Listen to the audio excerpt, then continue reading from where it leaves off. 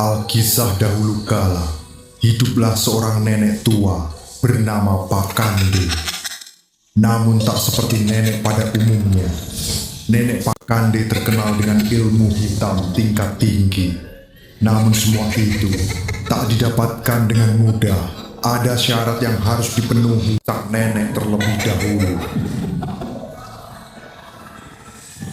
Demi mempertahankan ilmu sihirnya, sang nenek diharuskan menyantap seorang bayi atau anak kecil. Selama ini, nenek Pakande telah menjelajahi satu demi satu desa, mencari anak-anak untuk dijadikan mangsanya. Banyak orang tua yang telah kehilangan anak mereka karena keganasan sang nenek.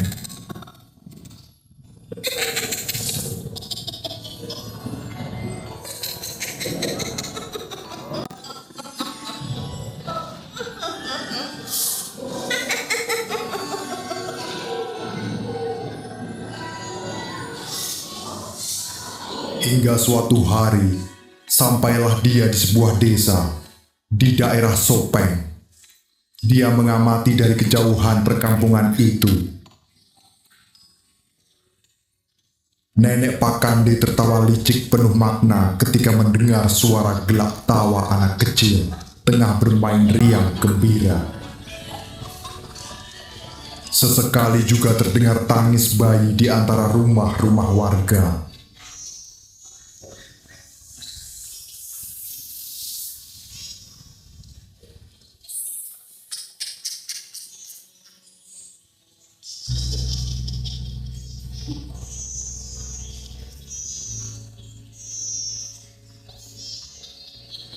Tanpa pikir panjang, nenek Pakande segera mencari tempat untuk bernaung.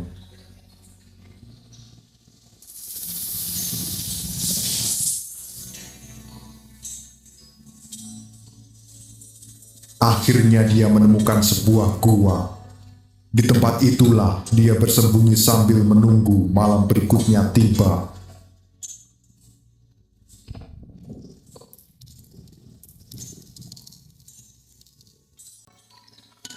Ketika fajar menyingsing, para warga bergegas memulai aktivitas sehari-hari mereka, seperti bercocok tanam, berdagang, hingga menempa besi.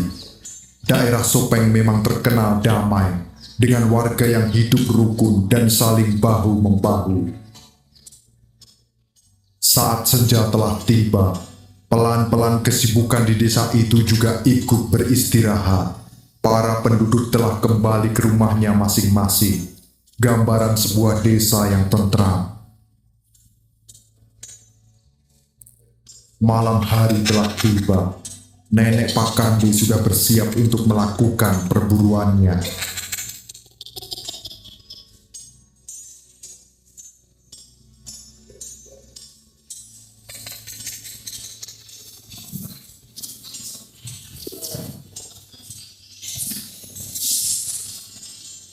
Secepat kilat dia terbang menembus lebatnya hutan menuju perkampungan warga.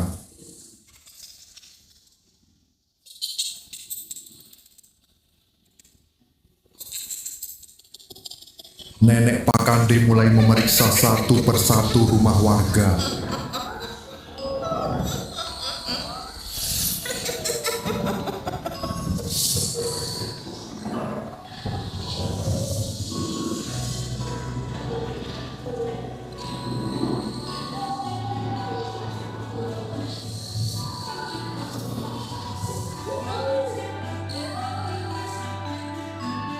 Hingga terdengar suara tangisan bayi yang terbangun dari tidurnya. Sang nenek tertawa bahagia. Dia segera berhenti di rumah itu dan mengamati. Merasa aman, sang nenek segera melancarkan aksinya.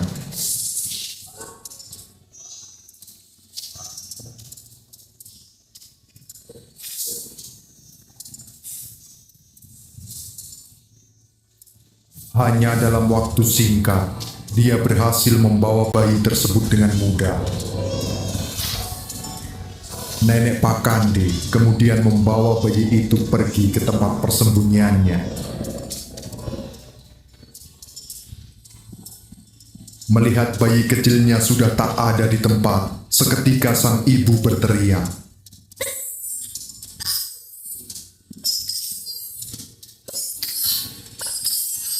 Semua orang di rumah itu, bahkan para tetangga, berkumpul untuk mengetahui apa yang sedang terjadi. Desa yang semula damai, tenang, dan tentram, mulai malam itu telah berubah mencekam.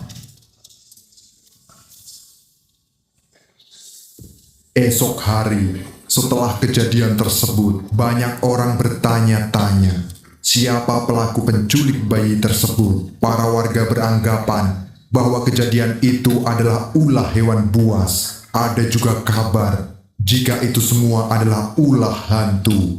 Banyak orang tua mulai khawatir terhadap keselamatan anak-anak mereka, terutama anak kecil dan bayi.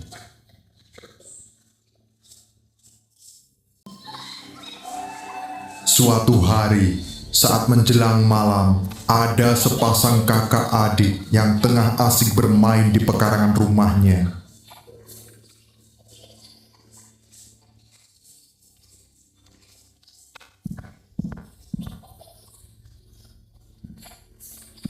Kalian berdua segera masuk ke dalam. Segera mandi. Ibu sudah menyiapkan air hangat untuk kalian. Iya Bu, sebentar lagi. Apa kalian tak tahu ada bayi dari kampung sebelah yang hilang di bawah hantu? Bagaimana jika itu terjadi pada kalian? Masa Ibu masih percaya hantu? Hehehe. Hantu rugi membawa kita. Kan adik makannya banyak. Hehehe. Sebentar lagi ya Bu.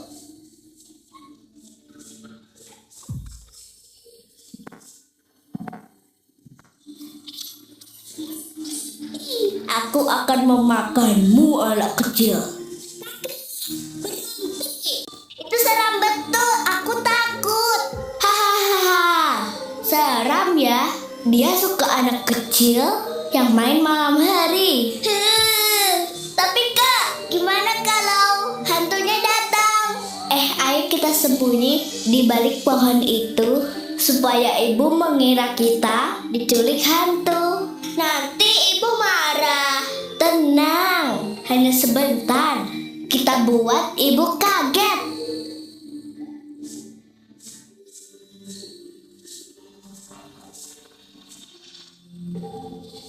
Keduanya tak peduli dengan peringatan sang ibu. Tanpa mereka sadari, sepasang matanan jahat telah mengintai dari belakang mereka.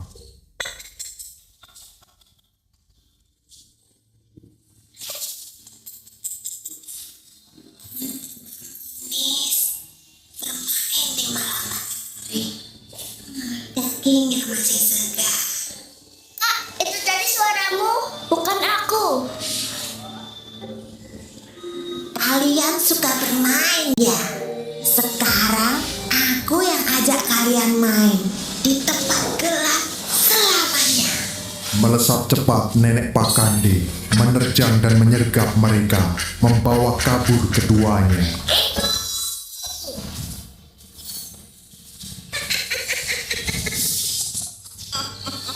Seperti mendengar jeritan anaknya, sang ibu panik, segera lari untuk mengetahui apa yang sedang terjadi. Hanya terlihat sebuah asap merah terbang membawa kedua anaknya.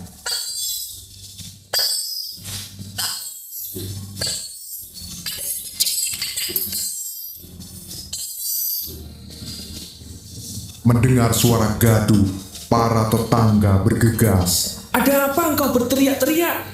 Ada sosok seperti hantu yang main membawa kedua anakku. Apa kamu tak salah lihat? Tidak, aku bisa waras. Tolonglah, ada yang menculik anakku.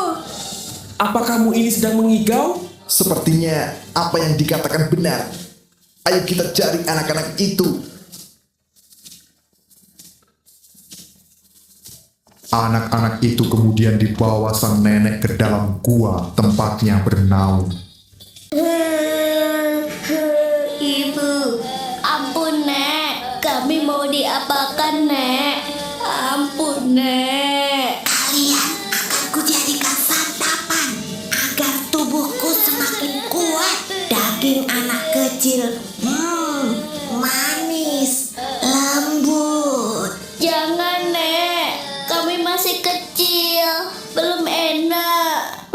banyak tanah di kaki kami. Belum bersih, Nek. Licik juga kau anak kecil. Tapi tenang saja, aku tak akan memangsa kalian. Belum. Aku akan kumpulkan semua anak-anak di desa ini. Setelah lengkap, barulah pestaku dimulai. Kalian semua akan kumangsa bersama-sama. Hingga larut malam, para warga belum menemukan keberadaan kedua anak itu. Akhirnya para warga sepakat untuk melaporkan kepada tetua. Ada apa? Kalian malam-malam begini datang kemari?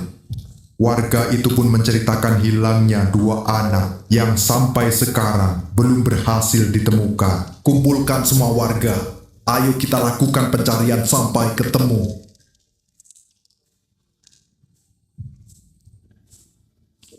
Pencarian itu pun berlanjut. Kini semua warga ikut mencari.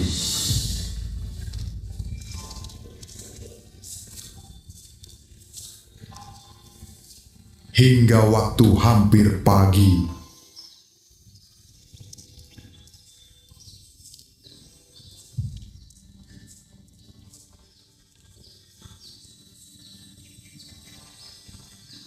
Pencarian ini kita tunda untuk sementara waktu. Pulanglah kalian untuk makan dan beristirahat. Siang hari, berkumpullah di balai desa. Kenapa tidak kita lanjutkan? Kita belum menemukan mereka. Tak mungkin kita melanjutkannya. Kalian juga belum istirahat sama sekali sejak tadi malam. Aku takut jika terjadi apa-apa. Selain itu, kita juga tak tahu apa yang sedang kita hadapi sebenarnya. Terlalu berbahaya jika kita melanjutkannya. Semua orang membubarkan diri dan kembali ke rumah masing-masing sesuai perintah tetua desa. Siang hari, semua warga mulai berkumpul di balai desa. Tetua, saya baru kembali dari kampung sebelah dan mendapat kabar jika ternyata ini semua ulah seorang nenek tua sakti yang sedang memperkuat ilmu hitamnya. Hah? Nenek tua? Apa benar seperti itu? Iya, tetua. Sosok itu disebut Nenek Pakande. Kemungkinan besar dialah yang membawa kakak beradik itu. Semua warga terkejut mendengarnya. Mereka kebingungan dan pasrah bagaimana menghadapi ancaman Nenek Pakande tersebut. Kepala desa pun bertanya kepada Labedu tentang langkah apa yang perlu dilakukan untuk membawa anak-anak itu kembali.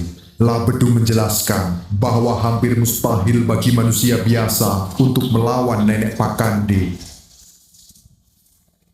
Sang nenek hanya takut kepada seorang sosok raksasa bernama Raja Bangkung Piturepah Rawo Ale. Sosok itu adalah raksasa baik hati dengan tubuh besar. Juga gemar menyantap manusia, namun manusia yang dimakan hanya mereka yang bengis dan gemar berbuat jahat.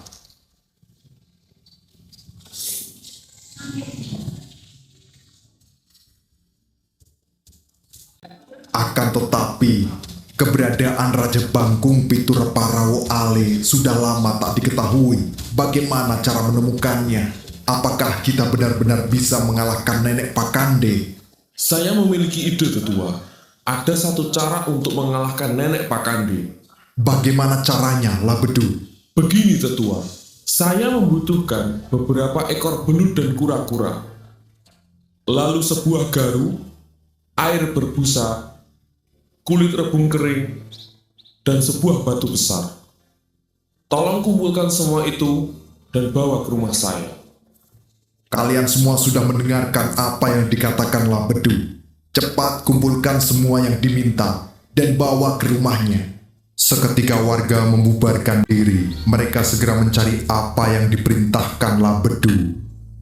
Setelah semuanya terkumpul, barulah mereka menuju rumah Labedu. Hei Labedu, semua barang yang kau butuhkan kini tersedia. Sekarang jelaskan apa guna barang ini.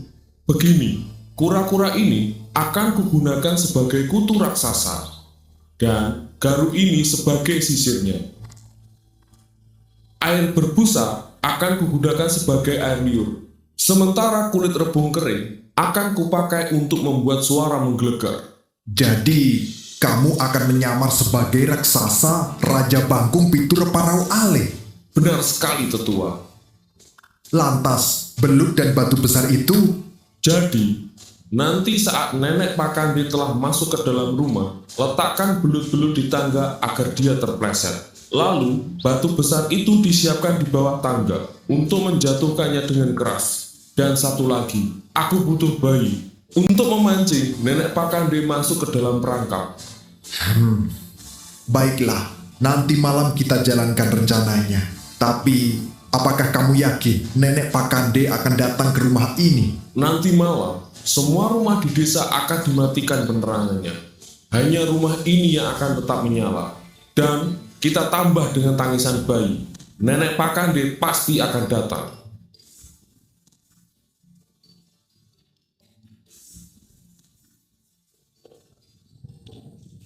Malam pun tiba. Para warga mengunci rapat-rapat pintu mereka dan memadamkan penerangan di rumah masing-masing. Hanya tersisa rumah Labedu yang masih terlihat paling terang.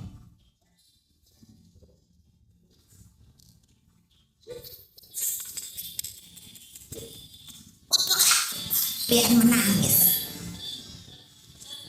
Air tak hanya akan membuat daging kalian semakin lezat. Kembalikan kami, Nek. Kami ingin pulang. Kami tak kuat di sini. Diamlah. Sekarang makanlah makanan yang sudah kusiapkan. Agar tubuh kalian jadi lebih nikmat saat ku makan.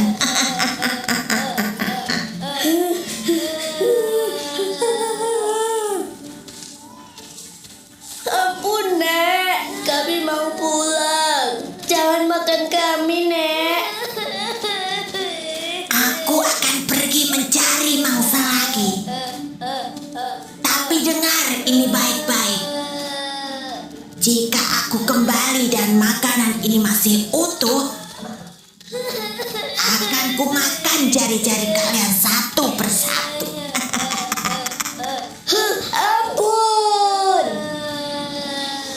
Di malam itu, rembulan bersinar begitu terang. Sang nenek pun sudah mulai berkeliaran, mengendus mencari mangsanya. Dia heran mengapa tak ada satupun lampu yang menyala di desa itu kecuali satu rumah.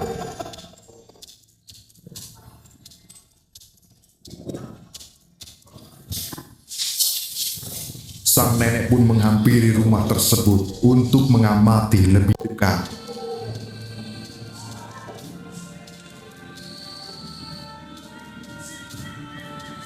Dan benar saja, di tengah pengamatannya terdengar tangis bayi. Betapa senang hati Nenek Pakande mendengar suara itu.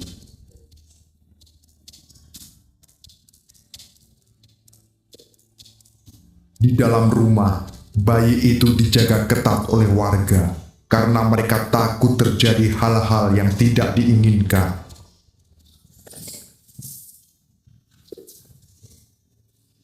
Tanpa rasa curiga, Nenek Pakande langsung masuk ke dalam rumah.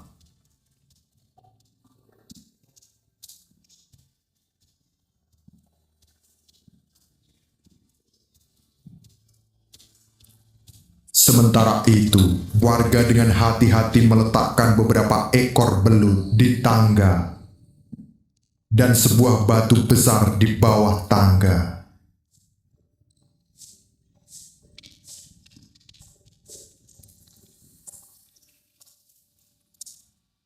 Ketika Nenek Pakande sedang mencari keberadaan bayi itu, tiba-tiba dia dikejutkan oleh sebuah suara. Hei Nenek Pakande, apa gerangan yang membuatmu datang kemari?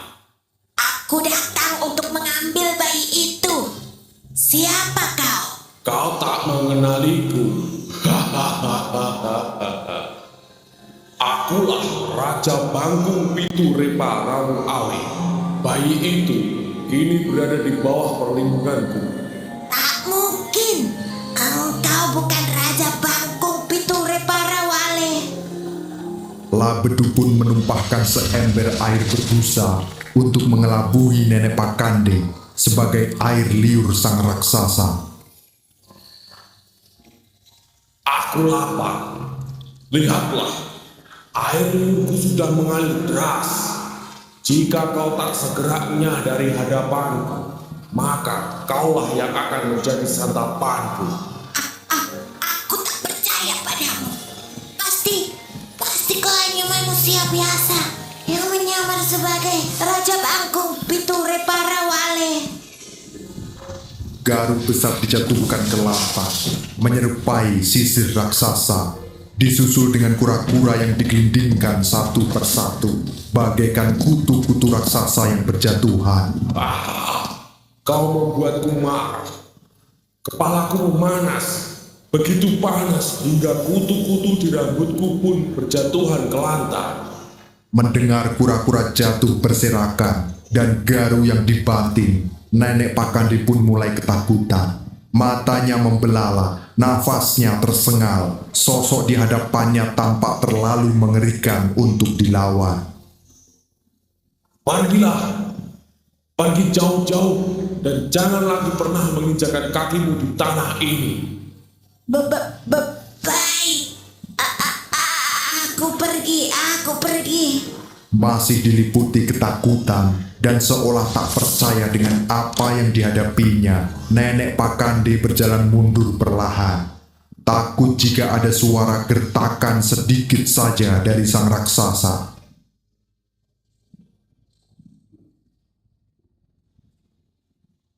Nenek Pakande terpleset karena licinnya belut-belut yang sudah disiapkan sebelumnya.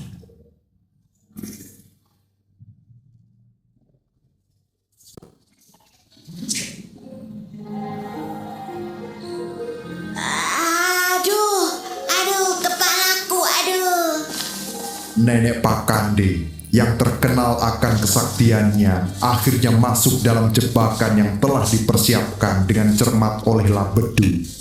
Tubuhnya terhuyung, lalu roboh, tewas seketika. Setelah memastikan bahwa Nenek Pakande benar-benar tak akan bangun lagi, barulah warga berani mendekat dan melihat jasadnya dari dekat. Ketakutan perlahan berubah menjadi kelegaan. Lihat, nenek jahat ini telah tewas. Kita harus merayakannya malam ini. Jangan merayakan apapun. Memang kita berhasil mengalahkan Nenek Pakande. Namun, jangan lupa, anak-anak yang telah diculiknya belum tentu bisa kembali ke keluarganya.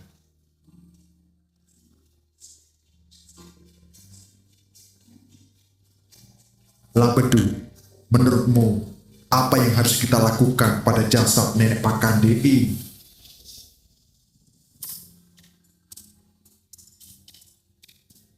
Untuk mencegah agar kegelapan ini tak pernah kembali, lebih baik jasadnya kita bakar.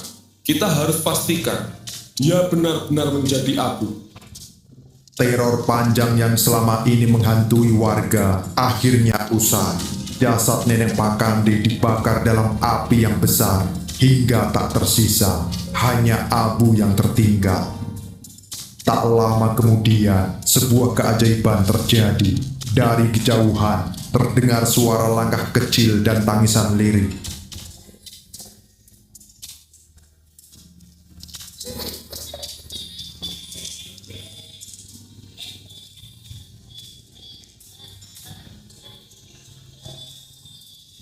Ternyata kakak beradik yang sempat diculik bersama bayi muncul dari kegelapan. Mereka selamat. Tangis haru pecah.